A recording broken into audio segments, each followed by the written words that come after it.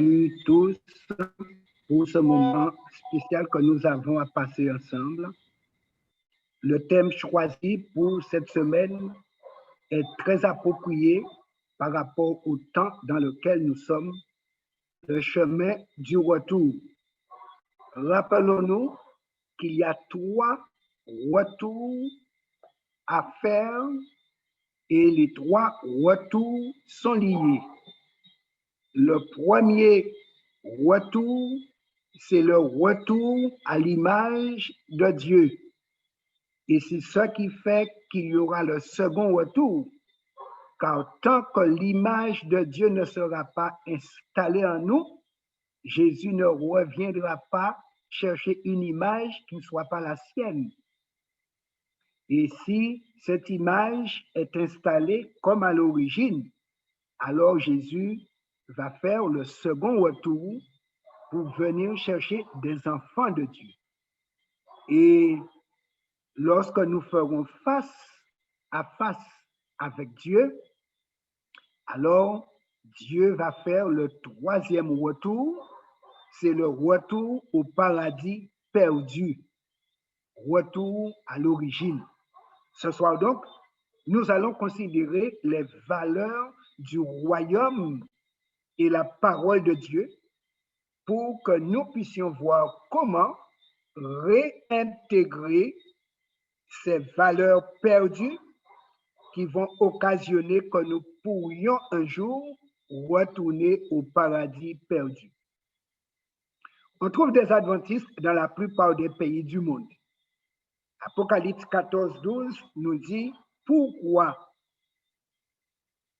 Alors, ce passage décrit 2 valeurs et vérités clés qui évaluent la vie chrétienne.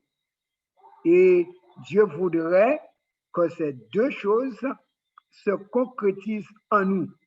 Apocalypse 14, 12 dit, c'est ici la persévérance des saints qui gardent les commandements de Dieu et qui ont la foi de Jésus.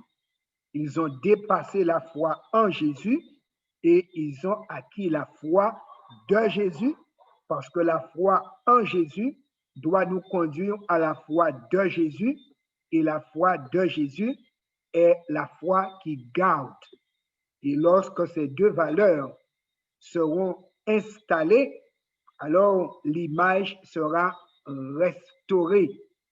Il s'agit donc pour nous d'intégrer la foi salvatrice en Jésus aujourd'hui qui nous sauve du péché et pas avec le péché, cette foi en lui qui est le sauveur de l'humanité. Et lorsqu'il nous sauve du péché, automatiquement, ce sauveur tout-puissant nous conduit à l'obéissance au commandement de Dieu. Et vous comprenez, ces valeurs éternelles vont engendrer en chacun la paix verticale, la paix horizontale, la joie et le bonheur dans la vie que nous passons sur terre.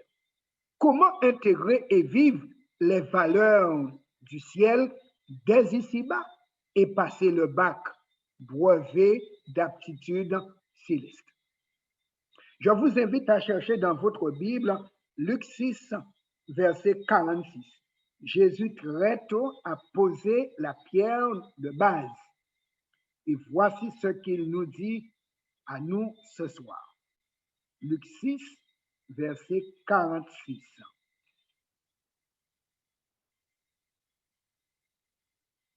Pourquoi m'appelez-vous Seigneur, Seigneur, et ne faites-vous pas ce que je vous dis? Lorsque nous intégrons la foi de Jésus, alors il devient, en plus de notre Sauveur, notre Seigneur, et à ce titre-là, nous faisons ce qu'il dit. Et tout ce que Jésus dit de faire est réalisable. La loyauté envers Jésus en tant que Seigneur est essentielle à la crédibilité de notre témoignage. Une vie déloyale est synonyme d'échec spirituel total.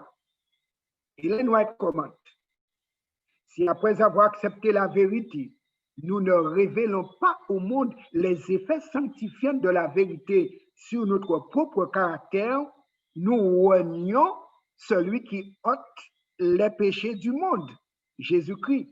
Et je souligne le verbe qu'elle utilise, ôter. Donc, nous ne pouvons être en relation avec le Sauveur et garder le péché. On ne saurait fréquenter le Seigneur et continuer, eh bien, à faire des yeux doux au diable, le premier pécheur qui entraîne au péché, qui empêche. Si nous ne devenons pas des hommes et des femmes meilleurs, si nous ne devenons pas plus bienveillants, compatissants, courtois, si nous ne devenons pas davantage remplis de tendresse et d'amour, si nous ne manifestons pas aux autres l'amour qui a poussé Jésus à accomplir sa mission de miséricorde dans le monde, alors nous ne témoignons pas ici-bas de la puissance de Jésus-Christ auprès de nos semblables. Alors, vous comprenez, il nous faut, tout comme Jésus est un exemple pour nous, en tant que disciple qui fait ce que le Seigneur dit, nous allons devenir alors un exemple rempli d'amour.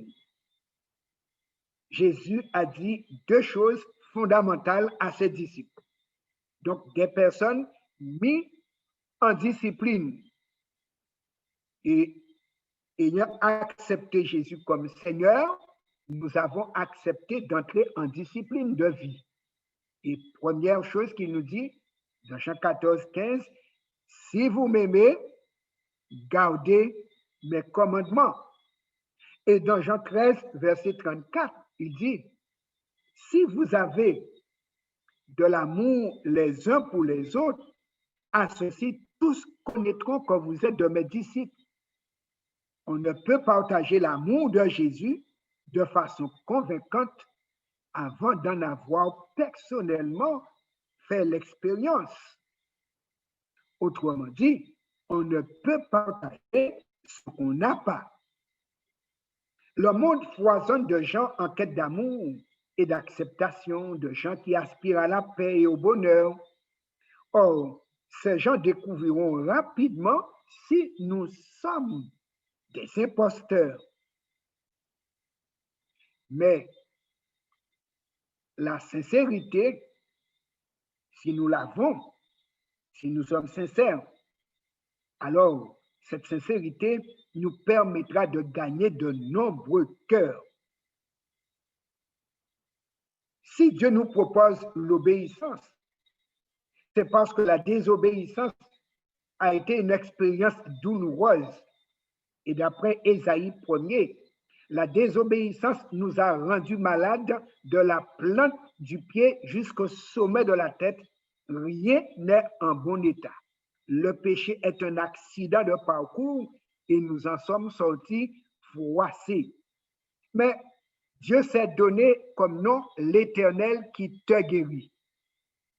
Dans 2 Chroniques 7,14, il a dit, si mon peuple sur qui est invoqué mon nom s'humilie, prie, cherche ma face, se détourne de ses mauvaises voies, je l'exaucerai des cieux. Et il dit, je guérirai son pays. Si Dieu peut guérir un pays, il peut guérir les habitants du pays. Et c'est ainsi qu'il nous propose la voie de la guérison. L'obéissance est une vérité largement calomniée et fort mal comprise. L'obéissance au commandement de Dieu, véritable expression de notre amour pour Jésus, mène ultimement à la guérison de l'humanité et profite toujours à ceux qui s'y conforment. Jean a écrit, car l'amour de Dieu consiste à garder ses commandements et ses commandements ne sont pas pénibles. Effectivement, comme dit le proverbe créole, parole en bouche, pas charge. Effectivement, on peut dire qu'on aime Dieu, mais Dieu veut des preuves d'amour et il va sous-peser notre amour dans la mesure où nous pourrons faire ce qu'il dit. Dieu dit dans Ésaïe 48, versets 17 et 18. Ainsi parle l'Éternel, ton Rédempteur. Donc, il nous a déjà payé. Le Seigneur d'Israël. Moi, l'Éternel, ton Dieu. Donc, il est notre Dieu. Il nous dit, je t'instruis pour ton bien. Je te conduis dans la voie que tu dois suivre. Oh, si tu étais attentif à mes commandements, ton bien-être serait comme un fleuve et ton bonheur comme les flots de la mer. Combien d'entre nous n'aspirent pas au bonheur? Pourtant, Dieu nous indique la voie du bonheur. Et s'il nous invite à être attentifs à ces commandements ne sont pas pénibles, nous dit Saint Jean, et il nous dit lui-même que c'est pour notre bien-être intérieur, bien-être personnel, bien-être social, bien-être ecclésial, bien-être spirituel, enfin du bonheur à ne plus en mesurer les bornes. Dieu veut que ses enfants soient des canaux de bénédiction, mais pour être canal de bénédiction, on doit d'abord être béni. Et Dieu nous dit, en étant heureux, faisant ce qu'il dit, les autres verront et en voyant, les autres comprendront et nous serons des connexions en bénédiction. À nous, disciples de Jésus, de créer les occasions de bénédiction. Dieu veut bénir les autres par nous, mais si nous-mêmes ne sommes pas bénis, on va fermer les vannes de bénédiction. Pour que les valeurs et les vérités du royaume de Dieu aient le pouvoir de bénir ceux qui les connaissent et d'influencer ceux qui ne les connaissent pas, les membres d'Église doivent les mettre joyeusement en pratique dans leur vie et leur comportement. Soulignons bien, si c'est dans notre vie, de l'intérieur, les choses vont jaillir sur le comportement. Et le comportement dit quels sont les fichiers célestes installés chez nous. La religion n'a pas de pouvoir convaincant que lorsqu'elle est vécue dans la vie pratique. Quand nous faisons ce qui est juste, honnête et vrai, quand nous défendons les valeurs bibliques du royaume de Dieu, nous créons des occasions pour que Dieu non seulement agisse en notre faveur, mais aussi touche la vie de nos semblables. Comme il est dit dans Isaïe 60, 1 et 2. Lève-toi, sois éclairé, car l'Éternel se lève sur toi sa gloire apparaît. Dieu ne peut être connu qu'au travers de ses enfants, ceux qui sont mis en discipline, qui sont des enfants disciplinés et qui révèlent Dieu aux autres. Et c'est là le sens du Notre Père lorsque nous disons à Dieu que ton nom soit sanctifié. En voyant en nous de saints enfants de Dieu, les gens sauront qui est notre Père. Alors considérez cette requête du psalmiste. Au psaume 15, verset 1, il dit, ô Éternel, qui séjournera dans ta tente? Qui demeurera sur ta montagne sainte? Et nous nous préparons à demeurer sur cette montagne sainte, puisque là, c'est le second retour. Mais il répond, et c'est clair, celui qui marche dans l'intégrité, qui pratique la justice, qui dit la vérité selon son cœur. Donc, ce qui veut dire, la vérité, fichier céleste, a été installé au fond du cœur et de la bouche, il en sort ce qui est dans le cœur. Il ne calomnie point avec sa langue. Il ne fait point de mal à son semblable et il ne jette point l'opprobre sur son prochain. Il regarde avec dédain celui qui est méprisable, mais il honore ceux qui craignent l'Éternel. Ainsi donc, notre monde est fracturé et confus. Ceci est vrai où que se trouvent les adventistes. Pour vivre publiquement notre foi, nous devons la préparer et la cultiver en privé. Et c'est là, et comme je dis, Dieu a donné à chaque chrétien un Wi-Fi céleste, le Saint-Esprit. L'apôtre Paul dit, n'éteignez pas l'esprit, n'éteignez pas votre Wi-Fi, restez en connexion pour que le téléchargement se fasse régulièrement. Il y a longtemps, Dieu mit Jérémie au défi de parcourir les rues de Jérusalem pour chercher dans les places s'il s'y trouvait un individu qui pratique la justice et s'attache à la vérité. N'est-ce pas terrible? Une ville comme Jérusalem, où habite le peuple de Dieu, et chercher un individu qui pratique la justice, qui s'attache à la vérité, c'était critique. Si on est Israël spirituel, c'est un schéma à ne pas reproduire. Aujourd'hui, Dieu cherche encore des gens qui abordent honnêtement les vérités qu'ils découvrent dans la parole écrite de Dieu, qui vivent ces vérités, qui ont une foi en Jésus et qui observent ses commandements. C'est là tout le souhait de Dieu. Chacun d'entre nous peut répondre à ce que Dieu souhaite. Et nous pouvons lui dire, Seigneur, je serai cette personne fidèle. Aide-moi à être ce que je dois être. Aide-moi à être un chrétien authentique. Et si nous faisons cette prière qui est conforme à la volonté de Dieu, cette prière sera exaucée puisque c'est tout le souhait de Dieu pour nous. Notre réponse donne à Dieu des occasions de nous bénir et de bénir ceux que nous touchons, c'est-à-dire tous ceux avec qui nous entrons en contact depuis la maison où nous vivons et aussi les endroits que nous fréquentons, l'école pour les jeunes, au travail pour ceux qui sont au travail, à l'église pour ceux qui vont à l'église, où que nous soyons, nous pouvons être des canaux de bénédiction en tant qu'adventistes. Vous savez, aujourd'hui, nous devons nous poser des questions. Questions personnelles, mais importantes. Que devons-nous changer dans notre vie pour que notre témoignage soit crédible aux yeux des autres? Il y a 48 ans, quand je suis entré à l'église adventiste, c'était ainsi. Le mot témoignage était sur chaque lèvre d'adventiste et chacun cherchait à rendre un bon témoignage et cela était effectif. Et les gens du monde disaient, si tu veux trouver une bonne caissière, va chez les adventistes. Si tu veux trouver une bonne épouse, va chez les adventistes. Est-ce qu'on peut dire autant aujourd'hui?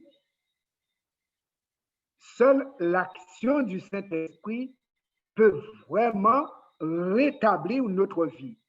Dans quelle mesure je me soumets au Saint-Esprit chargé de faire le téléchargement de l'original céleste chez moi? Parce que Dieu veut le retour à l'image. Comment pouvons-nous trouver le courage de lui permettre de le faire?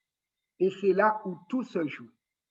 Pour que chacun de nous ait le courage de dire à Dieu, Seigneur, j'ai compris ton plan. Je sais ce que tu as mis en place. Je me dispose à être page blanche et je ne discuterai pas ce que ta plume voudra bien inscrire sur moi comme lettre à présenter au monde. Je demande à Dieu de continuer ce qu'il a commencé en moi. Il n'a pas encore achevé, mais comme il est alpha et oméga, tout ce qu'il commence, il peut achever. S'il a commencé en toi, dis-lui de poursuivre dans le but qu'il achève à temps.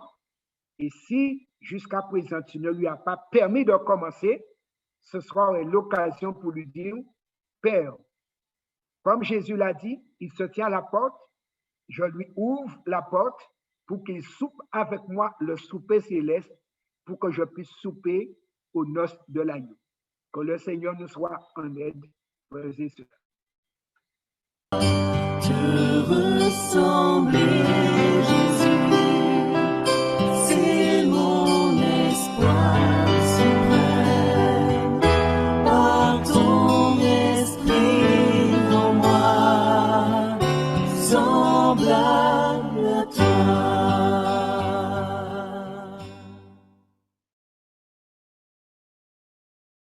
Nous aurons la dernière prière elle sera faite par notre prédicateur du jour, Pasteur Dufait.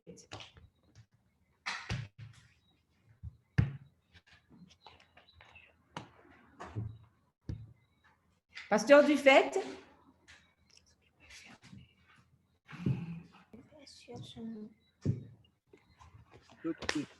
On y va.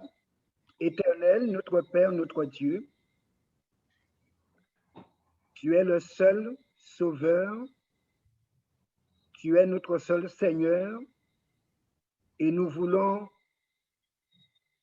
te permettre, en tant que divin potier, de nous façonner pour refaire ce que tu as fait la première fois. Et puisque tu as dit que tu es alpha, tu as commencé, tout était très bon. Tu as dit aussi que tu es oméga, tu peux finir ce qui est très bon. Nous voulons que tu finisses l'œuvre déjà commencée en nous. Et donne-nous de ne plus traîner les pieds, mais de te laisser agir en tant que Seigneur. Et que notre volonté, se pliant devant la tienne, ta toute puissance se déploie en nous pour détruire les œuvres du diable et que finalement tu aies le dessus dans notre vie en installant la sainteté et que nous puissions nous réjouir de ta grâce qui purifie, qui sanctifie en vue de la glorification. Nous prions au nom de Jésus. Amen. Nous voulons remercier le groupe de Doubs qui a animé la